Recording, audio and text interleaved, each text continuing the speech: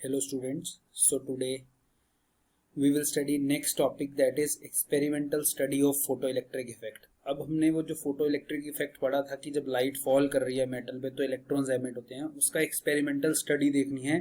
और उसके experimental study पे जो भी स्टडी हुई उसके बाद डिफरेंट ग्राफ्स प्लॉट किए, डिपेंडेंस देखी, उस एक्सपेरिमेंट में क्या क्या चीज डिपेंड्स करती है एक दूसरे पे, उसके बारे में पढ़ना है। तो सबसे पहले हम देखते हैं फोटो इलेक्ट्रिक इफेक्ट का सेटअप। तो ये मेरे पास एक ग्लास की ट्यूब है और उसके पास ये बाहर यहाँ विंडो है, AW विंडो को डिनोट कर रहा है। ये जो विंडो है ये क्वार्ट्ज की है और ये ट्यूब ग्लास की है। इसका भी रीजन बताऊंगा क्यों है। ये मेरे पास कैथोड है, एक मेटल है कैथोड, मतलब रिच इन नेगेटिवली चार्ज, ठीक है। ये एनोड है, क्लियर। दोनों मेटल हैं ये, C और A, कैथोड और एनोड।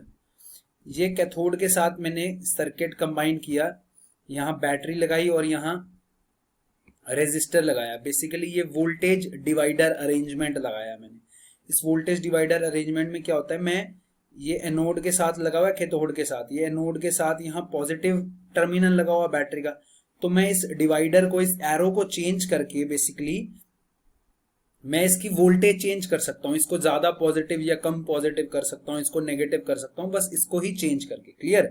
जैसे रियोस्टेट होता है, रेजिस्टेंस चेंज होता है, ऐसे यहाँ बैटरी लगा के ये मैंने वोल्टेज चेंज कर सकता हूँ, क्लियर। ये एमीटर लगा हुआ है जो कि फोटो इलेक्ट्रिक करंट जो फ्लो करेगा फोटो इलेक्ट्रिक इफेक्ट की वजह से उसको नोट डाउन करेगा, ठीक है। अब ये जो, और ये वोल्टेज नोट डाउन करेगा। C कैथोड, A एनोड और W क्या है, क्वार्ट्ज विंडो। वो क्वार्ट्ज मटेरियल की बनी होती है।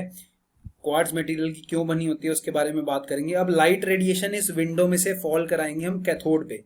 जब लाइट रेडिएशन कैथोड पे फॉल करेंगे तो क्या होगा, इलेक्ट्रॉन एमिट होंगे, क्लियर। फोटोन्स एनर्जी देंगे उनको, इलेक्ट्रॉन एमिट होंगे और वो इलेक्ट्रॉन कैथोड से एमिट होके कहाँ जाएंगे, एनोड की तरफ, क्लियर। ये देखो, जैसे ही यूवी लाइट फॉल कराई ये इलेक्ट्रॉन्स क्या हो रहे हैं, कैथोड में से निकल के एनोड की तरफ जा रहे हैं, क्लियर। ऐसे ही जाएंगे ना, यूवी लाइट आई, इलेक्ट्रॉन्स, ये पर्पल कलर में जो इलेक्ट्रॉन्स है, इलेक्ट्रॉन्स कैथोड से एमिट होके एनोड की तरफ गए। अब कितने इलेक्ट्रॉन्स एनोड की तरफ जाएंगे, ठीक। इलेक्ट्रॉन क्या है, नेगेटिव चार्ज। ये एनोड क्या है, ये पॉजिटिव से जुड़ा है, बैटरी के पॉजिटिव चार्ज है, तो ये इलेक्ट्रॉन अट्रैक्ट करेंगे एनोड को। और मैं एनोड को जितना पॉजिटिव करूंगा उतने ज्यादा अट्रैक्ट करेंगे, उतनी और उनकी स्पीड बढ़ जाएगी अट्रैक्टिव। ये एनोड है, एनोड पे इलेक्ट्रॉन आ रहा है, जितना मैं इसको पॉजिटिव करूंगा उतने इलेक्ट्रॉन अट्रैक्ट करेंगे, क्लियर। और अगर इसको नेगेटिव करूंगा तो क्या करेंगे, आके और यहां से रिपेल करके वापस चला जाएगा, रिपेल करेंगे। अगर एनोड को मैंने इस डिवाइडर अरेंजमेंट में इधर कर दिया, ये जो एरो है इसको बिल्कुल यहां ले आया, तो मतलब ये क्या हो जाएगा, हाईली नेगेटिव चार्ज हो जाएगा anode, clear. Highly negative charge हो जाएगा तो क्या होगा, ये सारे रिपेल कर जाएंगे, एनोड तक नहीं पहुंचेंगे। और ये इलेक्ट्रॉन जब एनोड तक पहुंच रहे हैं तो ये क्या करेंगे, एनोड पॉजिटिव है, ये पहुंचेंगे, ये यहाँ से सर्किट में फ्लो करेंगे और हमारे को फोटो इलेक्ट्रिक करंट मिलेगा। ये जो इलेक्ट्रॉन्स हैं इनको फोटो इलेक्ट्रॉन्स बोलते हैं। तो ये डायग्राम आपको याद रखना है।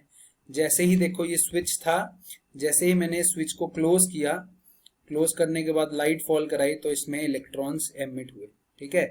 अब लाइट फॉल करा रहे हैं, वही बात की ये इलेक्ट्रॉन्स कितनी स्पीड से एमिट होंगे वो डिपेंड करता है इसकी कितनी एनर्जी होगी लाइट की, मतलब कितनी फ्रीक्वेंसी होगी, अभी उसके बारे में बात करते हैं, clear.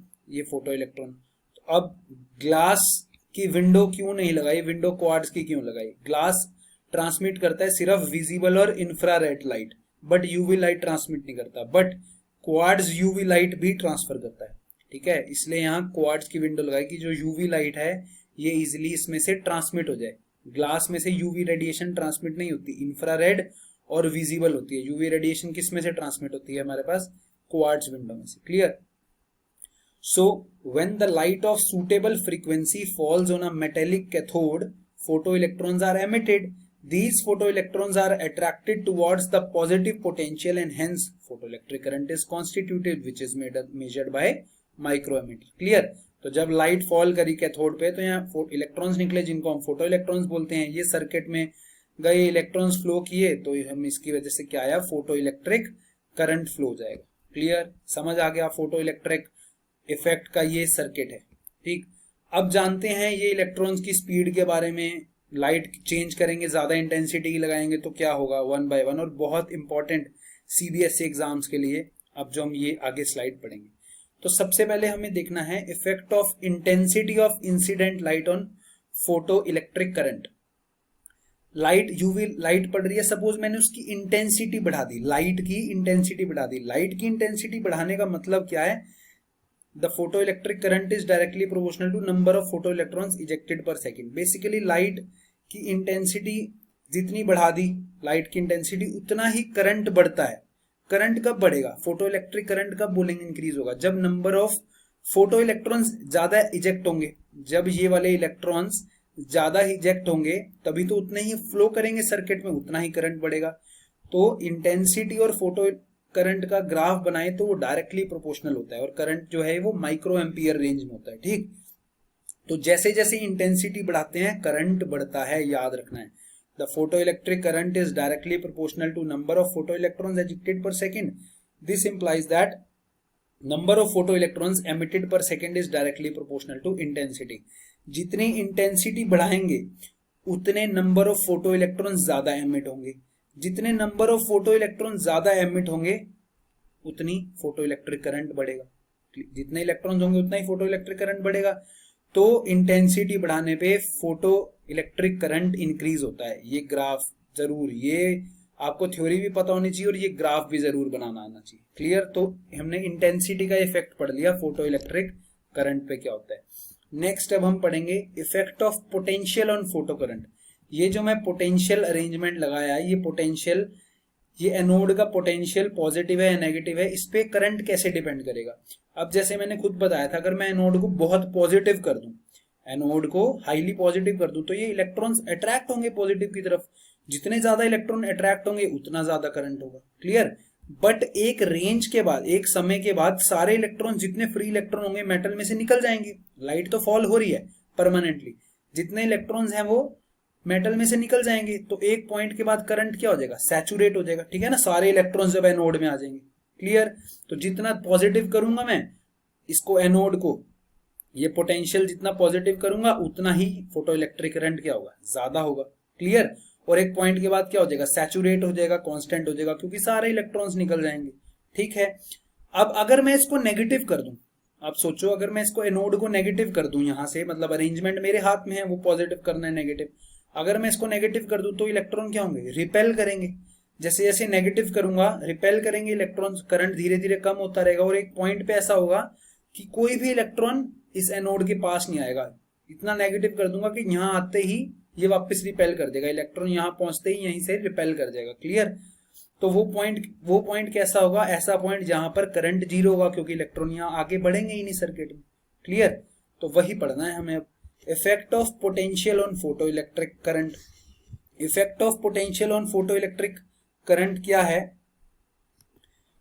If the frequency is fixed and we increase the, अगर सपोज फ्रीक्वेंसी फिक्स है, अभी लाइट की फ्रीक्वेंसी की कोई बात नहीं करी है मैंने, इंटेंसिटी की बात करी है। क्लियर? इंटेंसिटी, सपोज एक पर्टिकुलर इंटेंसिटी भी फिक्स है, अभी फ्रीक्वेंसी भी फिक्स है सपोज, तो अगर मैं इंक्रीज करता हूं एनोड का पॉजिटिव पोटेंशियल, तो हमें उसमें देखा एक्सपेरिमेंटल स्टडी है ये सारी, एक्सपेरिमेंट देखा कि फोटो इलेक्ट्रिक करंट भी इंक्रीज होता है जैसे जैसे हम एनोड को इंक्रीज करते हैं। ठीक है, और एक पॉइंट के बाद सैचुरेट हो जाता है, जिसको हम सैचुरेशन करंट बोलते हैं। तो जैसे जैसे, let me take it here, ये देखो ये ग्राफ है पोटेंशियल ऑफ एनोड और फोटो करंट में। ठीक है, ये I1 I2 इंटेंसिटी है, हम किसी एक इंटेंसिटी के लिए देख रहे हैं। सपोज फिक्स्ड इंटेंसिटी है I1 लाइट की, उसकी फ्रीक्वेंसी भी फिक्स है और इंटेंसिटी भी फिक्स है। एक पर्टिकुलर इंटेंसिटी के लिए जैसे जैसे मैं पॉजिटिव बढ़ाऊंगा एनोड का, वैसे वैसे करंट इंक्रीज होता जाएगा। जैसे जैसे पॉजिटिव बढ़ाऊंगा वैसे वैसे करंट इंक्रीज होता जाएगा। ठीक है, और एक पॉइंट के बाद आके सारे फोटो इलेक्ट्रॉन्स हो जाएंगे और वो सैचुरेट हो जाएगा। ठीक, अगर इसको मैं क्लियरली बनाऊं तो ऐसे बनेगा ना, ये जो ग्रीन लाइन से डिनोट है। ठीक है, समझ आ गया? धीरे धीरे करंट इंक्रीज होता रहेगा और एक पॉइंट के बाद आके सैचुरेट हो जाएगा। ठीक, अगर इंटेंसिटी बढ़ा दूं, अगर I1 इंटेंसिटी की जगह मैंने इंटेंसिटी इंक्रीज कर दी I2, तो ऑब्वियसली फोटो इलेक्ट्रिक करंट भी भरेगा, इसलिए ये जो ग्राफ नीचे वाला है ये थोड़ा ऊपर चला जाएगा। I3 एक और इंटेंसिटी होगा तो और फोटो इलेक्ट्रिक करंट तो ज्यादा होता है ना, हमने भी पढ़ा ये वाला, यहां से पढ़ा हमने first point, photo electric current intensity बजाने पे ज्यादा होता है। अगर मैं यहाँ I3 इंटेंसिटी कर दूं, I3 इंटेंसिटी करने पे क्या होगा? फोटो इलेक्ट्रिक करंट और ज्यादा बढ़ जाएगा और I3 I1 और I2 से ग्रेटर है। क्लियर, ये तो होगी पॉजिटिव। अब लेफ्ट हैंड साइड पे देखो, अगर ये नेगेटिव पोटेंशियल मैं लगाऊं, अगर ये 0 से कम पोटेंशियल लगाऊं तो क्या होगा, रिपेल करेंगे इलेक्ट्रॉन्स, धीरे धीरे फोटो इलेक्ट्रिक करंट डिक्रीज होएगा। ये फोटो इलेक्ट्रिक करंट डिक्रीज हो रहा है धीरे धीरे, और एक पॉइंट ऐसा आएगा जहां कोई भी इलेक्ट्रॉन, सारे इलेक्ट्रॉन रिपेल करेंगे नोड से, कोई भी इलेक्ट्रॉन आगे नहीं बढ़ेगा, ये सारे इलेक्ट्रॉन यहां से रिपेल कर जाएंगे, कोई भी आगे नहीं बढ़ेगा। वो पॉइंट पे फोटो इलेक्ट्रिक करंट क्या हो जाएगा, वो पॉइंट पे फोटो इलेक्ट्रिक करंट बिल्कुल मेरे पास क्या हो जाएगा, सैचुरेट हो जाएगा। ठीक है, वो सॉरी सैचुरेट नहीं, जीरो हो जाएगा। उस पॉइंट पे फोटो इलेक्ट्रिक करंट जीरो हो जाएगा। वो ऐसा पॉइंट जिसपे ये फोटो इलेक्ट्रिक करंट जीरो होएगा, उस पोटेंशियल को बोलते हैं स्टॉपिंग पोटेंशियल। बहुत इंपॉर्टेंट है, इसको याद रखना है। ठीक है, now if we apply a negative, B point देखो मैं पढ़ रहा हूं, now if we apply a negative potential, now if we apply a negative potential on A, it seems that the photoelectric current decreases rapidly until it becomes zero for a particular value. This value of retarding potential at which current becomes zero is called cutoff or stopping potential. ऐसी value potential की जिसपे current zero हो जाए उसको बोलते हैं cut off या stopping potential. याद रखना है, बहुत इंपॉर्टेंट है। स्टॉपिंग पोटेंशियल क्या है, उतनी नेगेटिव वैल्यू दे दें हम, नेगेटिव वैल्यू दे दें, जो Vs से लिखा हुआ है मैंने ग्राफ में, उतनी नेगेटिव वैल्यू दे दें कि वहां पर सारे फोटो इलेक्ट्रॉन्स रिपेल कर जाएं। ठीक है, आपको उसका कंसेप्ट भी पता होना चाहिए, क्यों करंट जीरो हो रहा है, क्योंकि कोई भी इलेक्ट्रॉन आगे नहीं जा रहा है नोड पे, नेगेटिव है तो सारे इलेक्ट्रॉन्स रिपेल करेंगे, उसको बोलते हैं हम स्टॉपिंग पोटेंशियल। बहुत इंपॉर्टेंट है ये ग्राफ भी। At the stopping potential V0 when no photo electrons are emitted with the work done by stopping potential for the fastest electron must be equal to kinetic energy। अब देखो electrons जैसे जैसे वो होएगा, जैसे जैसे इलेक्ट्रॉन्स एमिट होंगे, जैसे जैसे इलेक्ट्रॉन एमिट होंगे तो क्या होगा, यहां से इलेक्ट्रॉन एमिट हो रहे हैं, यहां से इलेक्ट्रॉन एमिट हो रहे हैं, तो क्या होगा यहां पर, अगर मैं नेगेटिव करूंगा, धीरे धीरे नेगेटिव करूंगा, एक ये वाला सपोज इलेक्ट्रॉन आया यहां तक आएगा। ठीक है, इस काइनेटिक एनर्जी यहाँ पे एनर्जी से एनर्जी इसको ओवरकम करेगा, कल हमने क्या पढ़ा, इसकी थ्रेशोल्ड फ्रीक्वेंसी को ओवरकम करेगा और बाकी इसकी काइनेटिक एनर्जी में चेंज हो जाएगा। यहाँ इलेक्ट्रॉन आया, यहाँ तक आके रुका और यहाँ से वापस चला गया, रिपेल हुआ मतलब। ठीक है, तो मैक्सिमम उसकी काइनेटिक एनर्जी कितनी होगी इलेक्ट्रॉन की, जितना ये वर्क करेंगे हम, जितना पोटेंशियल पे वर्क करेंगे। अब हमने पढ़ा है वर्क डन क्या होता है, पोटेंशियल चार्ज है कोई पोटेंशियल की वजह से Q इंटू वी, अगर इलेक्ट्रॉन है तो E into V0। This work done by stopping potential, stopping potential V0, इसकी वजह से जो वर्क डन है that is equal to half mv² kinetic energy, maximum kinetic energy के। ये बहुत इंपॉर्टेंट एक्सप्रेशन है ये भी। ठीक है, मैक्सिमम इलेक्ट्रॉन की काइनेटिक एनर्जी कितनी होगी, that is equal to work done by stopping potential. और कितना वर्क डन होगा स्टॉपिंग पोटेंशियल का, charge of electron into V, QV होता है ना work done, Q into V, तो चार्ज के इलेक्ट्रॉन का E और V क्या है, V0 स्टॉपिंग पोटेंशियल। उसको Vs से भी डिनोट कर सकते हैं, मैंने यहाँ Vs से डिनोट किया, यहाँ V0 से, सेम चीज है, Vs से भी डिनोट कर सकते हैं, V0 से भी डिनोट कर सकते हैं, स्टॉपिंग पोटेंशियल। ठीक है, तो work done equal to kinetic energy. Now if we increase the intensity, वही जो अगर मैं I1 इंटेंसिटी के लिए ये ग्राफ बनाया फर्स्ट। ठीक है, अगर मैं I1 इंटेंसिटी की जगह I2 इंटेंसिटी ले लूं, I1 इंटेंसिटी की जगह I2 इंटेंसिटी ले लूं, ये ग्रीन कलर ये दूसरी लाइन, तो क्या होगा, I2 इंटेंसिटी का ग्राफ थोड़ा ऊपर बनेगा। क्यों, क्योंकि वैसे इंटेंसिटी ज्यादा है तो हमने पढ़ा करंट बढ़ जाता है, तो ये करंट ओवरऑल बढ़ जाएगा, बट स्टॉपिंग पोटेंशियल की वैल्यू सेम रहेगी। तो ये देखो लास्ट पॉइंट याद रखना है, stopping potential is independent of frequency. ये बहुत छोटी छोटी चीजें हैं, 1 मार्क क्वेश्चन में आपसे पूछते हैं। स्टॉपिंग पोटेंशियल इंटेंसिटी पे डिपेंड नहीं कर रहा, स्टॉपिंग पोटेंशियल की वैल्यू सेम है दोनों इंटेंसिटी के लिए। ठीक है, बट क्या इंटेंसिटी, तो याद रखना है करंट इंटेंसिटी पे क्या डिपेंड कर रहा है, करंट इंटेंसिटी बढ़ी, फोटो इलेक्ट्रिक करंट बढ़ा। क्लियर, बट इंटेंसिटी बढ़ने पे स्टॉपिंग पोटेंशियल पे कोई फर्क नहीं पड़ रहा, स्टॉपिंग पोटेंशियल उतना ही रहेगा। ठीक है, जितना नेगेटिव, जितनी वोल्टेज लगाएं जिसपे करंट जीरो हो जाए वो स्टॉपिंग पोटेंशियल। क्लियर है, तो ये हमने दो इफेक्ट पढ़ लिए, इंटेंसिटी का और स्टॉपिंग पोटेंशियल का। नेक्स्ट इफेक्ट पढ़ना है, effect of frequency of incident light on stopping potential. अब जो इंसिडेंट लाइट आ रही थी मेरे पास, ये जो यूवी लाइट आ रही थी, इसकी फ्रीक्वेंसी अगर चेंज हो जाए, फ्रीक्वेंसी क्या होता है, एच न्यू, फोटोन की फ्रीक्वेंसी, फ्रीक्वेंसी चेंज होना मतलब एनर्जी चेंज होना। न्यू फ्रीक्वेंसी होती है ना, तो एनर्जी कितनी होती है, एच न्यू। फ्रीक्वेंसी चेंज होना मतलब एनर्जी चेंज होना। सो अब हम देखते हैं फ्रीक्वेंसी का इफेक्ट स्टॉपिंग पोटेंशियल पे क्या होता है। ठीक, अब इसका कंसेप्ट समझाता हूं, वर्डिंग आप अपने आप लिख सकते हो, क्लियर नहीं, कंसेप्ट बताना चाहिए। देखो, जितना जो हमने डायग्राम देखा था उस डायग्राम पे चलते हैं। ये आई थी इंसिडेंट लाइट, इसकी फ्रीक्वेंसी जितनी ज्यादा होगी, ठीक है, मतलब इसकी एनर्जी उतनी ज्यादा होगी। जितनी इसकी फ्रीक्वेंसी ज्यादा होगी लाइट की, मतलब उतनी एनर्जी ज्यादा होगी। अब जितनी इसकी एनर्जी ज्यादा होगी, कुछ एनर्जी क्या लगेगी, इसके वर्क फंक्शन को ओवरकम करेगी। जो इसका वर्क फंक्शन होगा, मतलब जितनी एनर्जी से इलेक्ट्रॉन बाइंड होगा उसको ओवरकम करेगी, और रिमेनिंग इसकी काइनेटिक एनर्जी में चेंज होगी। ठीक है, तो सपोज इसकी पहले work function suppose 5 electron volt है, मैंने एनर्जी, इसकी फ्रीक्वेंसी कुछ ऐसी थी कि इसकी एनर्जी है 6 इलेक्ट्रॉन वोल्ट, तो 5 इलेक्ट्रॉन वोल्ट यहां यूज हो जाएगी और 1 इलेक्ट्रॉन वोल्ट इसकी काइनेटिक एनर्जी हो जाएगी। क्लियर। अब इसकी फ्रीक्वेंसी कुछ ऐसी है कि इसकी एनर्जी 10 इलेक्ट्रॉन वोल्ट है, तो 5 इलेक्ट्रॉन वोल्ट यहां चलेगी और 5 इलेक्ट्रॉन वोल्ट इलेक्ट्रॉन की काइनेटिक एनर्जी होगी। 5 इलेक्ट्रॉन वोल्ट इसकी काइनेटिक एनर्जी होगी ना, तो इलेक्ट्रॉन की एनर्जी पे फर्क पड़ रहा है, काइनेटिक एनर्जी पे, फ्रीक्वेंसी चेंज होने में। ठीक है ना, इलेक्ट्रॉन की नंबर ऑफ फोटो इलेक्ट्रॉन्स पे कोई फर्क नहीं पड़ रहा कि जितने ज्यादा फोटो इलेक्ट्रॉन निकलेंगे, ऐसा कुछ नहीं है, फोटो इलेक्ट्रॉन उतने ही निकलेंगे, वो तो डिपेंड करेगा इंटेंसिटी पे।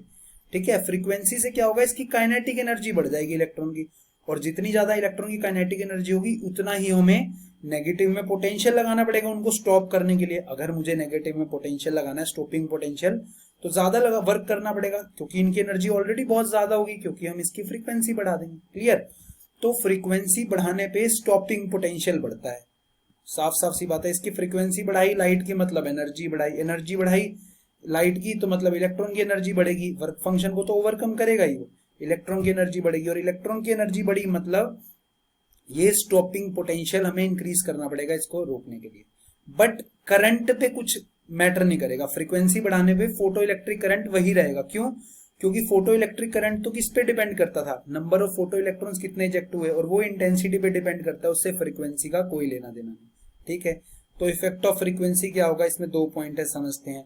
फॉर अ फिक्स्ड इंटेंसिटी, एक पर्टिकुलर इंटेंसिटी ऑफ लाइट के लिए the photo electric current increases, photo electric current intensity पे डिपेंड करता है, and is saturated with increases positive potential. ये हम पढ़ चुके हैं कि यहां से करंट क्या हो जाता है, सैचुरेट हो जाता है पॉजिटिव बढ़ाने पे। ठीक है, however the saturation current is same for different frequency।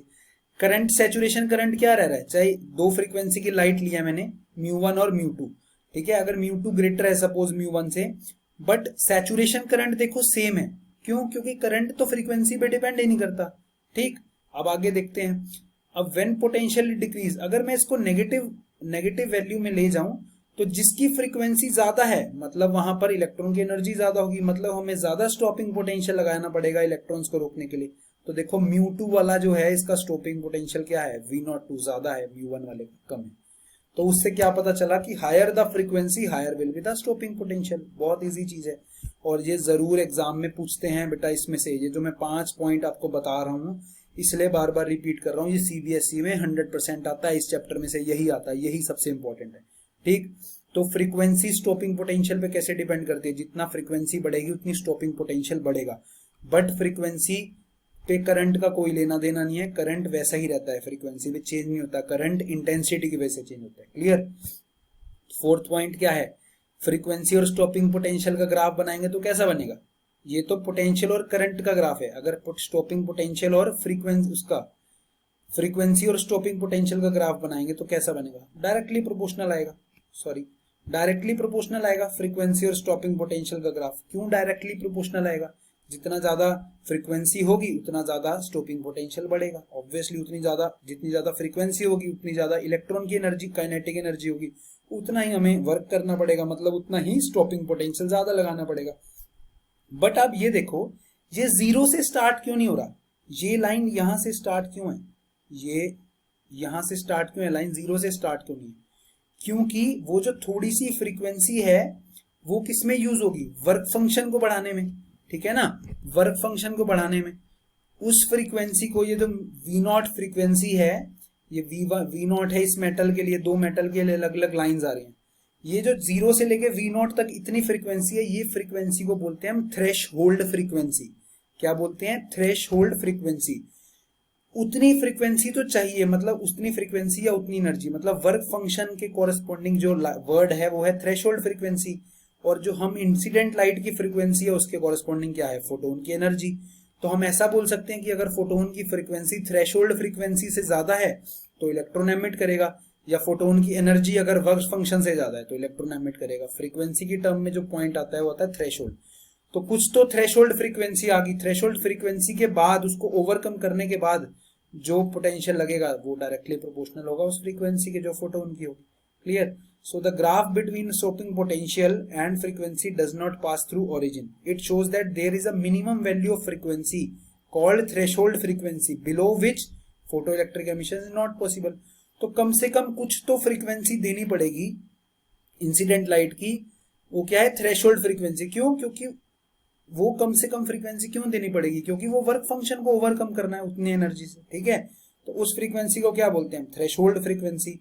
However high is the intensity, intensity कितनी भी हाई कर लें, इंटेंसिटी पे कोई मतलब नहीं है फ्रीक्वेंसी का, इंटेंसिटी पे कोई मतलब नहीं है कि उसका स्टॉपिंग पोटेंशियल कितना होगा। इंटेंसिटी कितनी भी ज्यादा कर लें, अगर उसकी फ्रीक्वेंसी थ्रेशोल्ड फ्रीक्वेंसी से ज्यादा ना हुई तो इलेक्ट्रॉन एमिट नहीं करेंगे, स्टॉपिंग पोटेंशियल कुछ डिपेंड नहीं करेगा। So it depends on the nature of metal emitting electron. वही किस पे डिपेंड करेगी, जो मेटल है वही उसी पे डिपेंड करेगी ना। जैसे वर्क फंक्शन, एक मेटल का वर्क फंक्शन अलग है, दूसरे मेटल का अलग वर्क फंक्शन अलग है, मतलब एक मेटल के लिए थ्रेशोल्ड फ्रीक्वेंसी अलग होगी कि मिनिमम कितनी फ्रीक्वेंसी चाहिए उसमें से इलेक्ट्रॉन निकालने में, और दूसरे मेटल के लिए अलग होगी।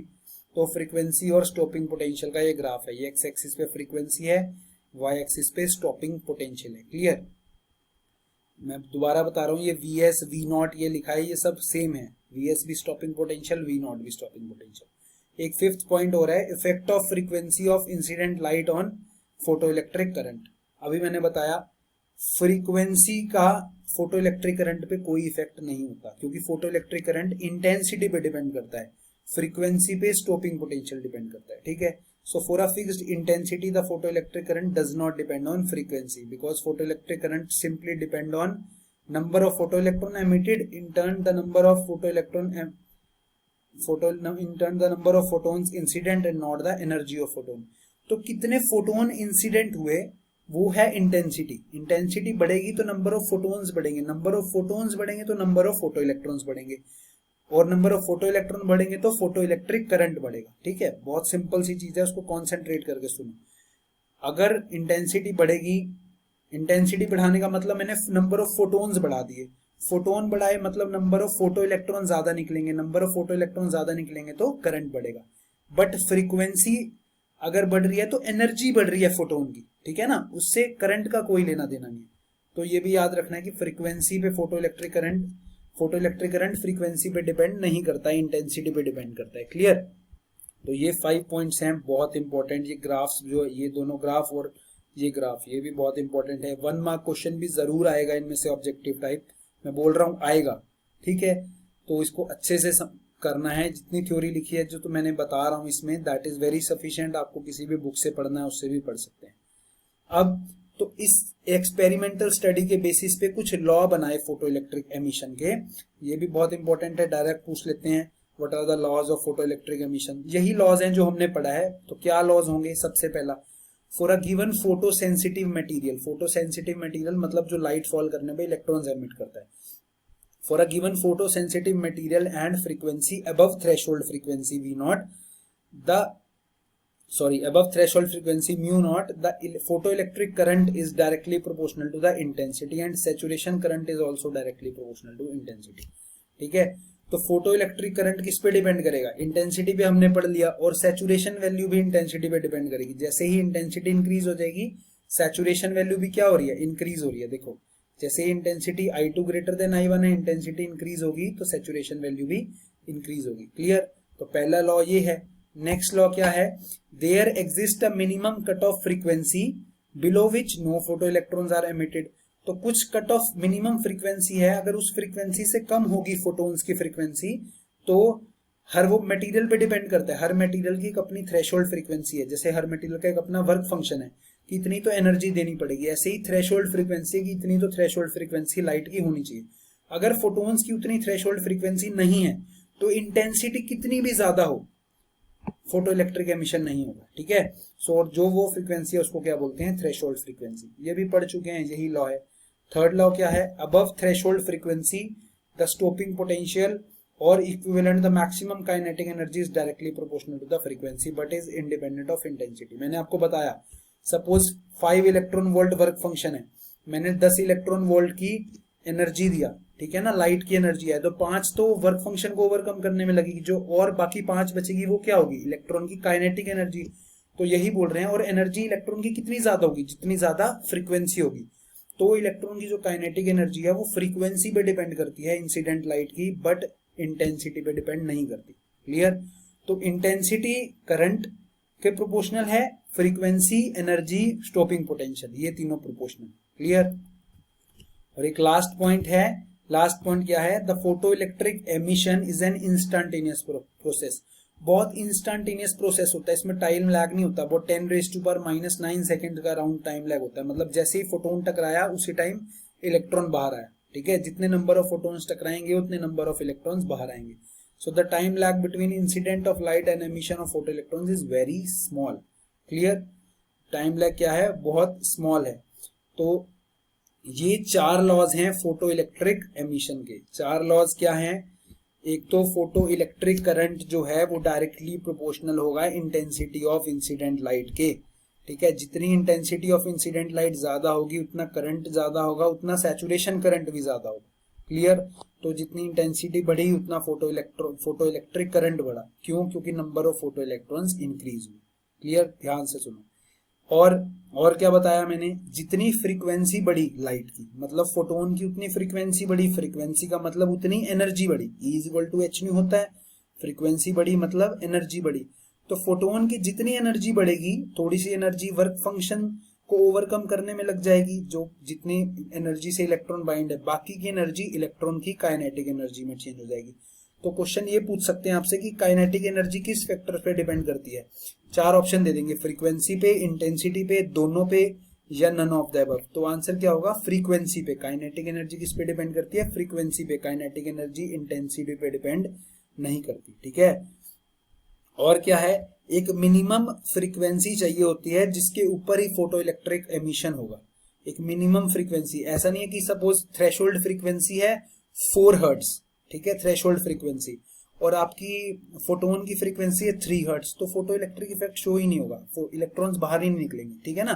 फ्रीक्वेंसी कम है इसका मतलब क्या, एनर्जी कम है, तो एक थ्रेशोल्ड फ्रीक्वेंसी से फ्रीक्वेंसी कम है तो फोटो इलेक्ट्रिक एमिशन होगा ही नहीं।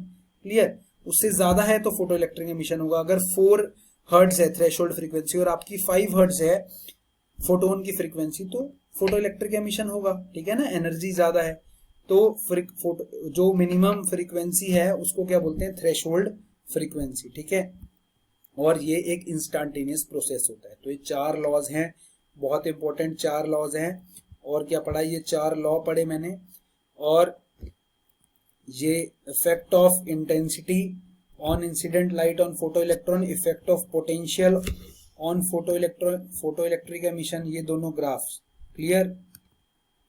और effect of frequency on incident light on stopping potential, frequency of incident light versus stopping potential graph, and effect of frequency on photo electric current. Frequency और current का कोई आपस में लेना देना नहीं है, फ्रीक्वेंसी एनर्जी पे डिपेंड। फ्रीक्वेंसी बढ़ेगी तो काइनेटिक एनर्जी बढ़ेगी, तो उतना ही स्टॉपिंग पोटेंशियल लगाना पड़ेगा बढ़ाने के लिए, बट फोटो इलेक्ट्रिक करंट पे कोई फर्क नहीं पड़ेगा। फोटो इलेक्ट्रिक करंट तो इंटेंसिटी पे डिपेंड करता है, जो कि नंबर ऑफ फोटो इलेक्ट्रॉन्स पे डिपेंड करता है। Clear, okay. तो ये डायग्राम और ये 4 loss. Clear. So this is all about today. अगर आपको कुछ डाउट है तो आप मेरे से पूछिए, इसको बहुत ध्यान से पढ़ना। ये जो आज मैंने टॉपिक कराया that will 100% come in CBSE exam. Okay, thank you.